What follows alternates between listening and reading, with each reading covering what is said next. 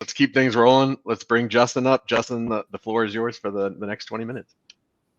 Awesome. Awesome. Appreciate it a ton. Well, man, I want to first off say thank you so much to Caitlin and Matt and just everybody on this team. It's always super fun to work with vendors that are like-minded, really all in on the channel, all in the MSP space. For those of you that haven't met me on the road before, my name's Justin Weller. I'm the director of product marketing over here at Blackpoint Cyber, but I actually come from the MSP space myself. I've spent over 10 years in various roles, level 1 tech, level 2 tech, service desk lead. I was a project engineer, manager, and then kind of a lone wolf for a couple of years as a one-man MSP.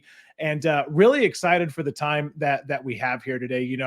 Working with Blackpoint, being 100% of our go-to-market strategy, really focusing on the channel and MSPs.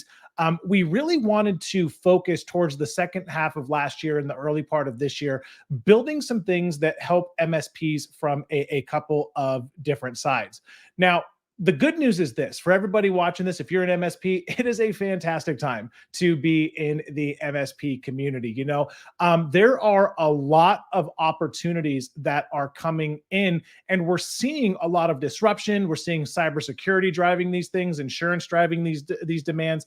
And when we say disruption, we're seeing, consolidations happening. We're seeing VC money coming in at rates that we've never really seen before. We're seeing MME kind of moving more down market, less MSSP focus, and really more leaning into the MSP market. And the reason why is that managed IT services is a large market. It's expecting to grow 12% year over year if nothing changes. And it's looking to reach almost $200 billion just in North America by the end of 2028. So this is why we're seeing a lot of focus on the MSP community. And what's driving that is really the advanced cybersecurity market. Cybersecurity, we're hearing things about AI. We're talking a lot about these things today.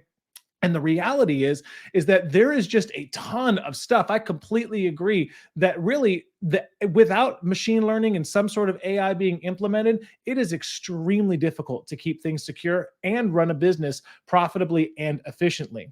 So really, there's a few different things that we see and based on surveys and data that we've been able to gather on why MSPs are really being focused on right now. Well, we're seeing first off a trend, right? MSPs have significantly enlarged their SMB end customers bases since COVID. You can see that from this slide here.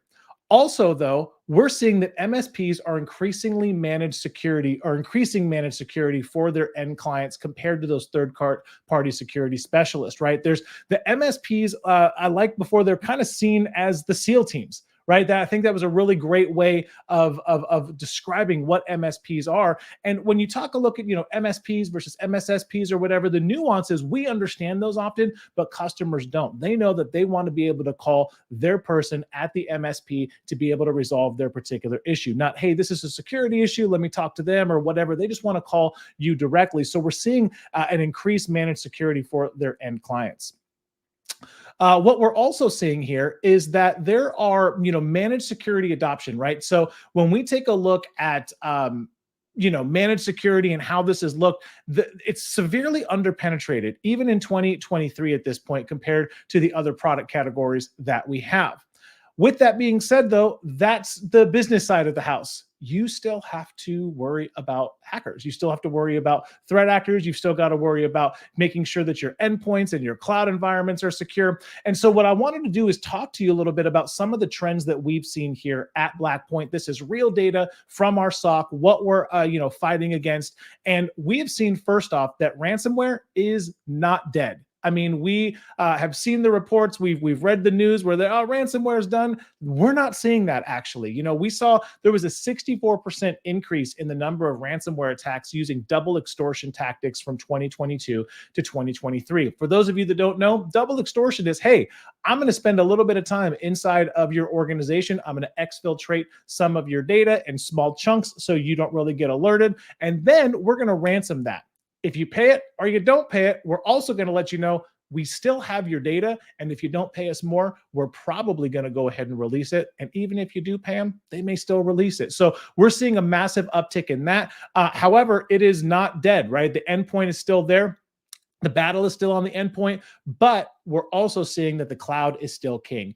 Right now, 80% of the attacks that we saw in 2023 were cloud-based attacks. Why is that? Well, hybrid environments, work from home, right? Everything is moved to this kind of collaborative type environment. But even more so, we have seen a massive increase in identity. Identity-based attacks are trending up.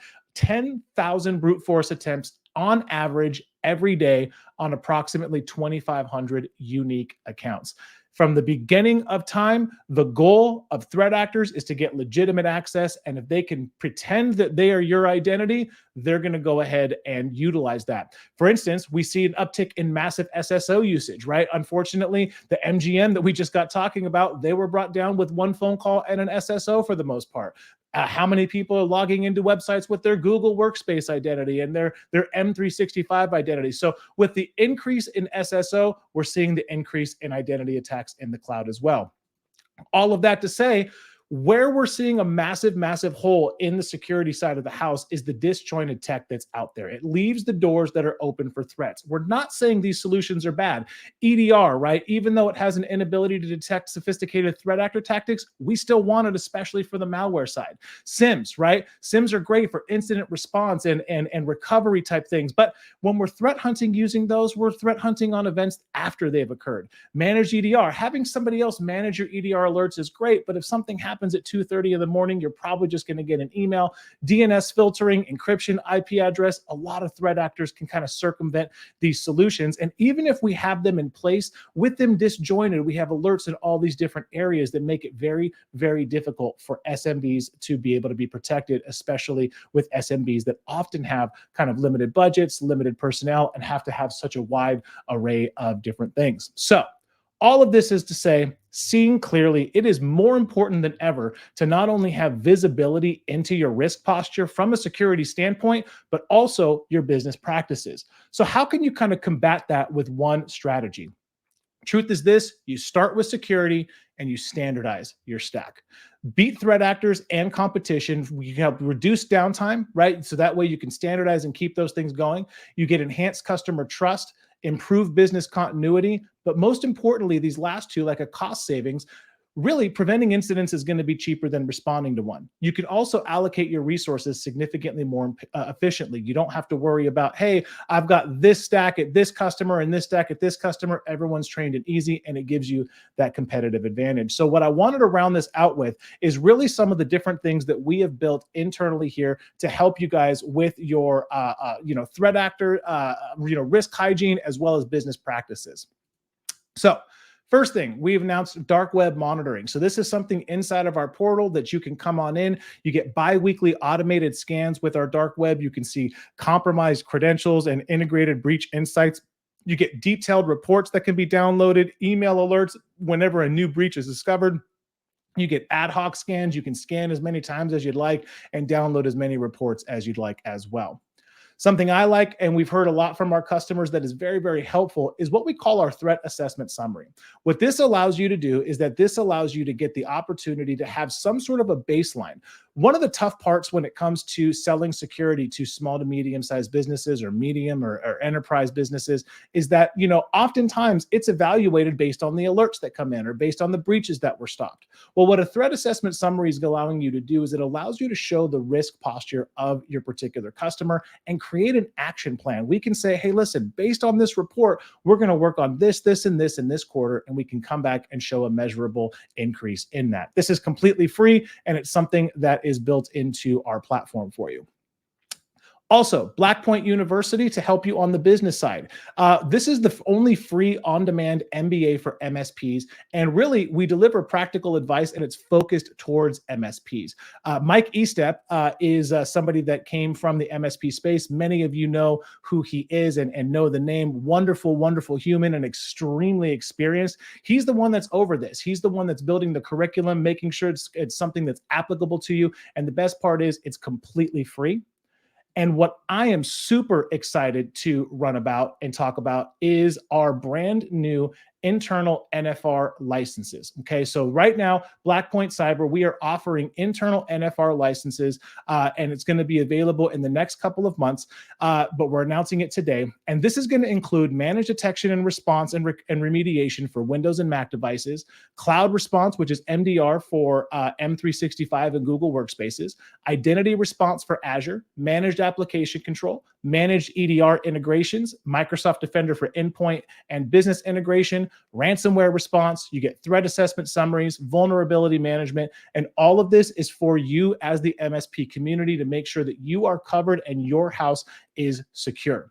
Now, I know I've said a lot of words and I think I'm really close to my time here. So first off, I just want to say thank you very, very much. But if you'd like, I want you to go ahead and scan this QR code. This is going to be able to give you an ability to get on the list for Blackpoint's Community Protection Program. You'll be announced as soon as it's available here in the next couple of months, and also take you to a page that'll give you some more detailed information on some of the things that I've discussed in regards to all of that. So I know I said a lot of words, but I think I'm good to go, and I will hand it on back to Matt and Caitlin.